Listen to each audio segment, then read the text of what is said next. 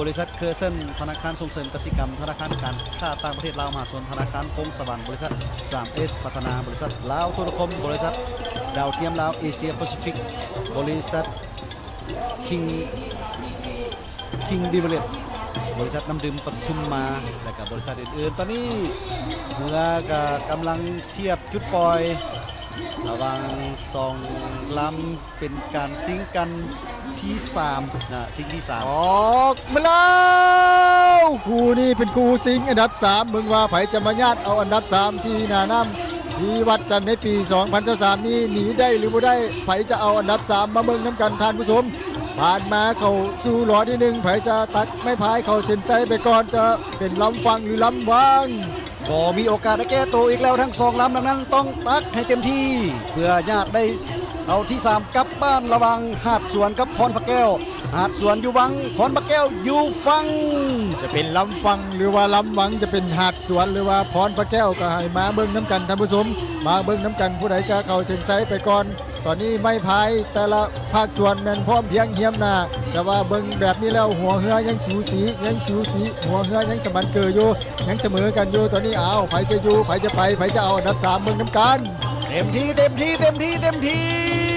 บ่มีหยุดบ่มียั้งตักเต็มที่พายเต็มที่เพื่อหนีให้ไกลที่สุดเบิ่งลำวังตอนนี้พละกำลังจะเริ่มอ่อนล้าลงสู่ว่าลำฟังจี้หนีจะนำทันหรือบ่ลำวังจะนำทันหรือบ่ส่วนว่าลำฟังพายมาแบบสบายลำวังก็แบบสบายจะหนีได้หรือบ่ได้ตัวนี้สีพายของลำฟังงวกเบิ่งลำวังแล้วไปจะเข้าเส้นชัยปล่อยเรือมาแบบสบายสโลโมชั่นว่าพรพระแก้วปล่อยเรือเข้าเส้นชัยแบบสโลโมชั่นเลยอยู่ในจุดปล่อยมหาโลที่2นี่ที่ว่าต่างฝ่ายต่างกระตักใส่พละกำลังเต็มทีแต่พอเข้าโลที่3นี่ก็เห็นเลยว่าทั้งเบื้องพรพระแก้วนี่ออก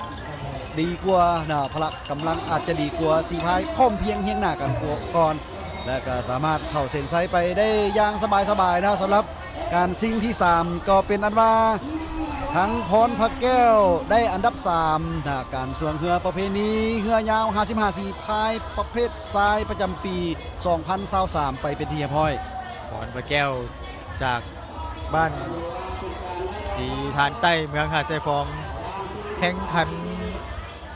5ลองนำผสม6ลองนำผสม6ลองเสียจะลองเดียวแล้วนั่นได้มาซิงที่3เมื่อคืนพับซ่าอีกนึงนำผสมสีพายเรือสวงออกแข่งขันสั่งผลงานในบทเพลงเพิ่นมีอยู่แล้วท่านผู้ชมจะสังเกตเห็นได้ตอนปล่อยออกมาโหลดที่1นี่หัวเรือเพียงกันตับพอแต่